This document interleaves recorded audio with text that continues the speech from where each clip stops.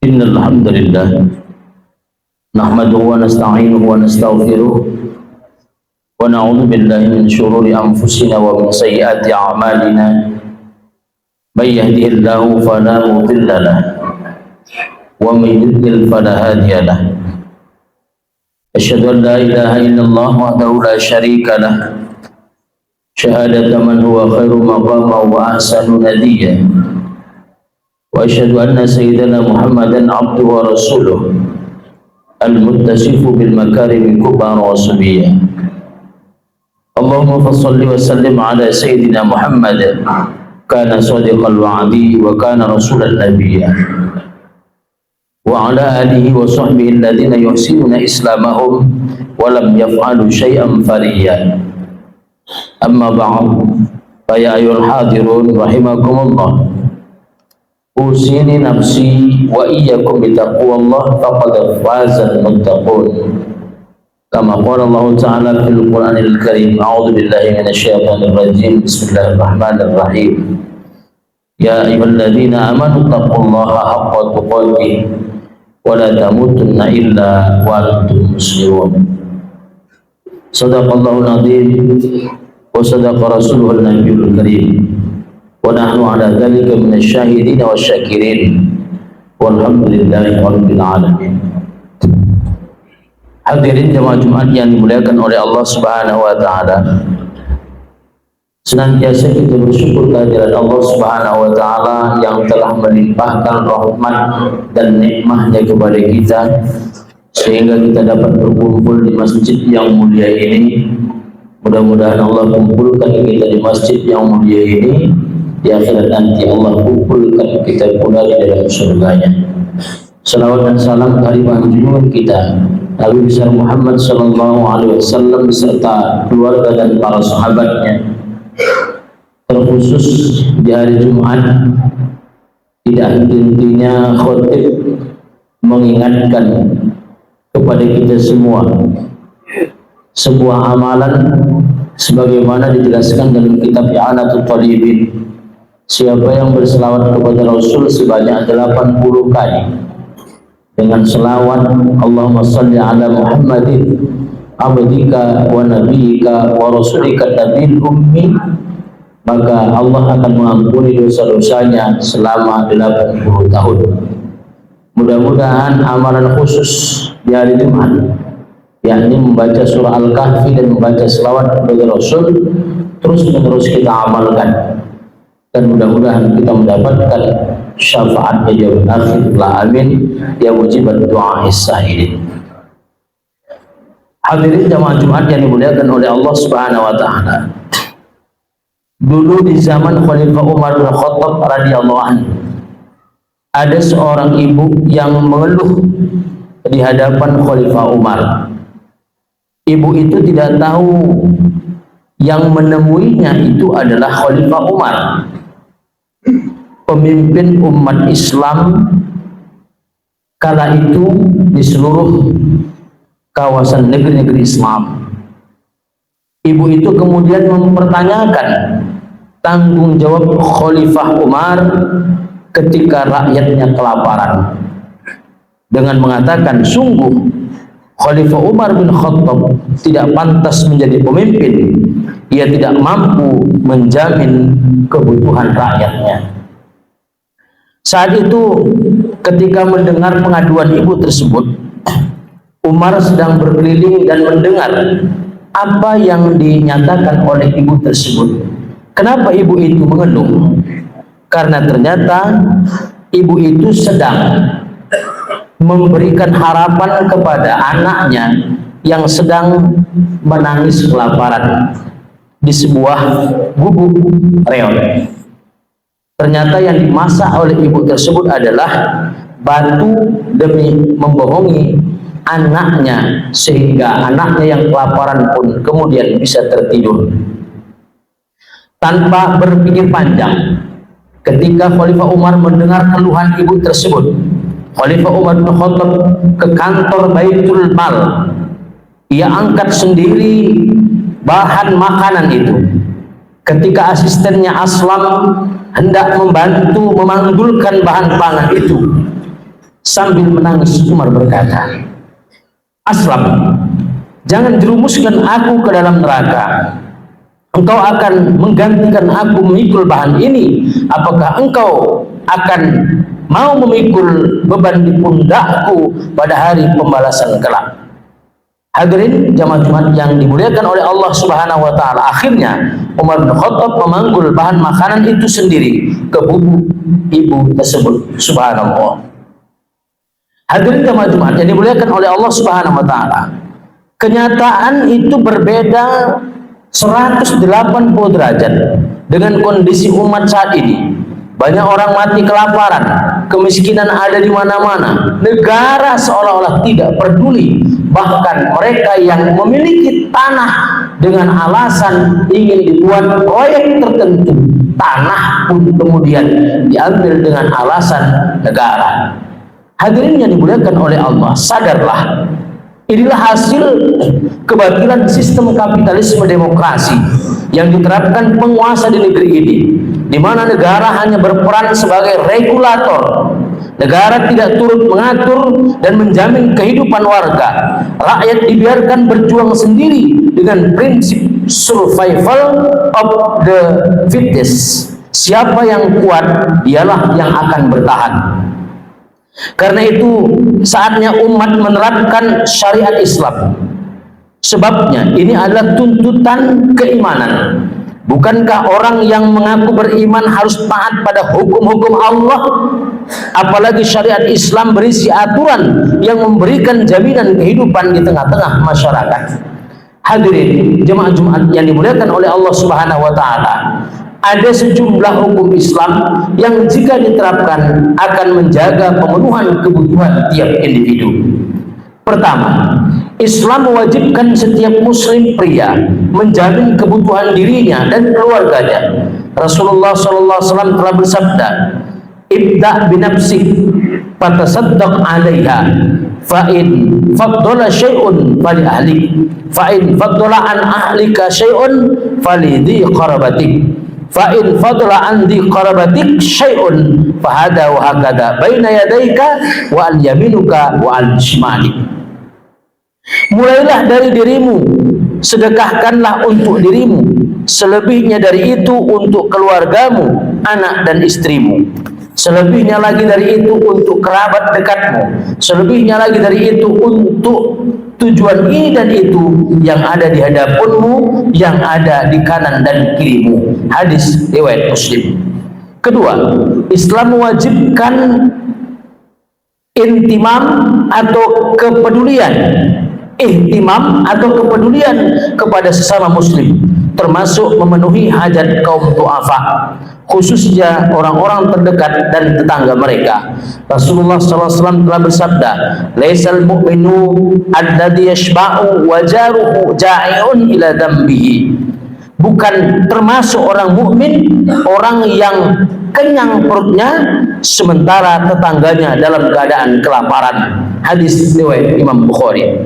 Ketiga, bagian terpenting dalam jaminan kebutuhan hidup adalah peran negara. Para ulama bersepakat bahwa kehadiran negara atau khalifah salah satunya adalah untuk mengatur urusan umat. Imam Al-Mawardi dalam kitab Al-Ahkam Sultaniyah menyebutkan bahwa tujuan adanya khilafah atau sistem tata negara Islam adalah untuk menjaga kepentingan agama dan pengaturan dunia. Baginda Nabi SAW bersabda, "Al-imam ra'in wa huwa mas'ulun an ra'iyati." Imam atau khalifah itu adalah laksana penggembala dan dia bertanggung jawab terhadap gembalaannya. Hadis riwayat Al-Bukhari dan Muslim. Hadirin jemaah Jumat yang dimuliakan oleh Allah Subhanahu wa taala, Imam Hasan Al-Basri pernah memberikan nasihat pada Khalifah Umar bin Abdul Aziz tentang gambaran pemimpin yang adil.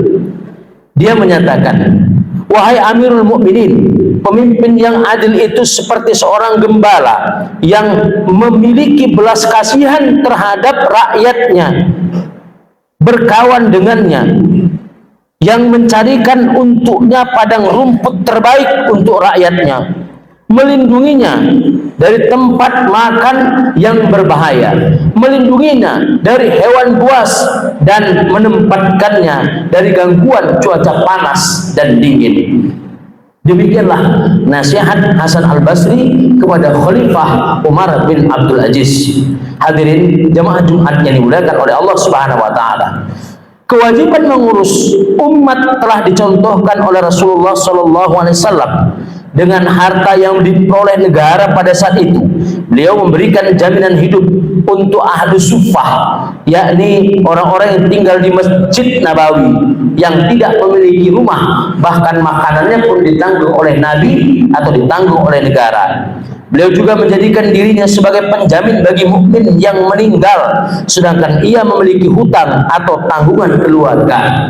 Sehingga dalam sistem tata negara Islam, orang yang meninggal sedangkan dia punya hutang, sedangkan keluarganya tidak bisa menanggung hutangnya, maka negaralah yang menanggung hutangnya.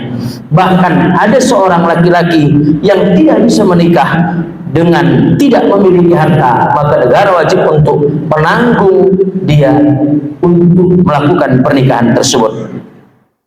Hadirin jemaah Jumat yang dimuliakan oleh Allah Subhanahu wa taala. Syariat Islam ini diteruskan oleh Khulafaur Rasyidin, Khalifah Umar bin Al-Khattab radhiyallahu anhu. Misalnya pernah membangun Darud Daqiq sebagai rumah singgah untuk para musafir. Jadi musafir tidak perlu bawa bekal kalau kemana-mana, karena memang Khalifah Umar bin Khattab menyediakan rumah beserta dengan tukang masaknya, sehingga musafir akan bebas makan dan minum di tempat yang telah disediakan oleh Umar bin Khattab radhiyallahu anhu. Di sana mereka boleh makan dan beristirahat sesukanya. Khalifah berikutnya Utsman bin Affan radhiyallahu anhu juga memberikan insentif 1 dirham setiap hari untuk kaum muslimin selama bulan Ramadan. Hadirin jemaah Jumat yang dimuliakan oleh Allah Subhanahu wa taala, bahkan di masa Umar bin Khattab gajiku sangat luar biasa, fenomenal. 15 dinar kalau dikalikan dengan sekarang itu sudah mencapai sekitar 30 jutaan.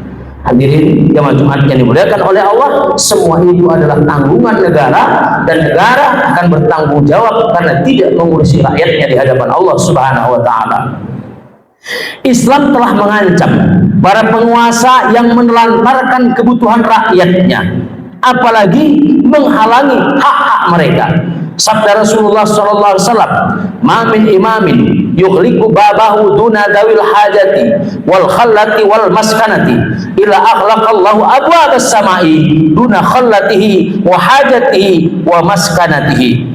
Tiada seorang pemimpin pun yang menutup pintunya dari orang yang membutuhkannya, orang yang kekurangan dan orang miskin, kecuali Allah akan menutup pintu langit dari kekurangan, dari kebutuhan dan kemiskinannya. Hadis riwayat Imam At-Tirmizi. Hadirin jemaah Jumat yang dimuliakan oleh Allah Subhanahu wa taala. Oleh karena itu, maka pemimpin yang adil harus bekerja keras menjamin kehidupan warganya, dan dia benar-benar akan mewujudkan kehidupan sesuai dengan perintah dan larangan dari Allah Subhanahu wa taala. Karena itu dalam salah satu hadis Rasulullah SAW, pemimpin yang adil adalah termasuk salah satu golongan di antara 7 golongan yang akan dinaungi oleh Allah nanti di padang mahsyar, sehingga dia termasuk orang yang mendapatkan jaminan dari Allah untuk masuk ke dalam surga tanpa hisab. Inilah jaminan bagi pemimpin yang adil. Sebaliknya, pemimpin yang tidak adil, pemimpin yang membohongi rakyatnya, pemimpin yang bahkan mengambil hak-hak rakyatnya, bahkan dia tidak akan pernah mencium bau surga, padahal surga itu dapat tercium dalam jarak 500 tahun perjalanan. Hadirin jemaah Jumat yang dimuliakan oleh Allah Subhanahu wa taala, maka pemimpin seperti itu tidak pernah lahir dari sistem kapitalis demokrasi, dan pemimpin seperti itu bahkan tidak mungkin lahir dari sistem komunis yang pernah ada dan pernah akan memberontak di negeri ini. Insya Allah pemimpin itu telah lahir di masa Abu Bakar As-Siddiq, Umar bin Khattab, Utsman bin Affan, Ali bin Abi Thalib radhiyallahu anhu. Pemimpin itu pernah lahir di tengah-tengah umat Islam bersama dengan Khalifah Umar bin Abdul Aziz. Bahkan selama 2 tahun Khalifah Umar bin Abdul Aziz memimpin dunia, serigala tidak berani memakan domba. Serigala cukup makannya dan tidak berani makan domba. Dikala kemudian serigala makan domba, pada saat itu barulah orang menyatakan Khalifah Umar bin Abdul Aziz telah wafat. Kenapa? Karena serigala telah berani makan domba. Hadirin jemaah Jumat yang dimuliakan oleh Allah Subhanahu wa taala, pemimpin yang adil seperti itu akan lahir dari sebuah sistem tata negara yang pernah dibuat Nabi, yang pernah dibuat sahabat, yang ada dalam kitab-kitab fikih sebagaimana penjelasan Imam Al-Mawardi dalam kitab Al-Ahkam As-Sultaniyah, sebagaimana juga dalam kitab Siyasatul Syariah yang ditulis oleh Imam Ibnu Taimiyah, sebagaimana juga kitab Al-Hizatul Daulah yang ditulis oleh Syekh Taqiyuddin An-Nabhani rahimahullah ta'ala.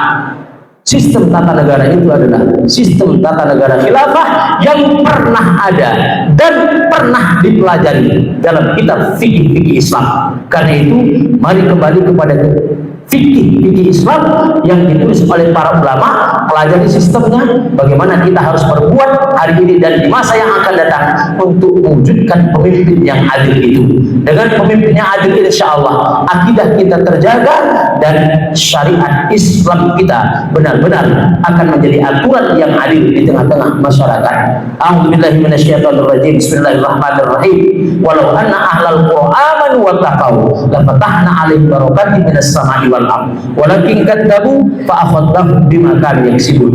Jikalau seandainya negeri-negeri itu beriman dan bertakwa kepada Allah, niscaya akan kami turunkan keberkahan dari langit dan dari bumi. Tetapi mereka mendustakan ayat-ayat kami.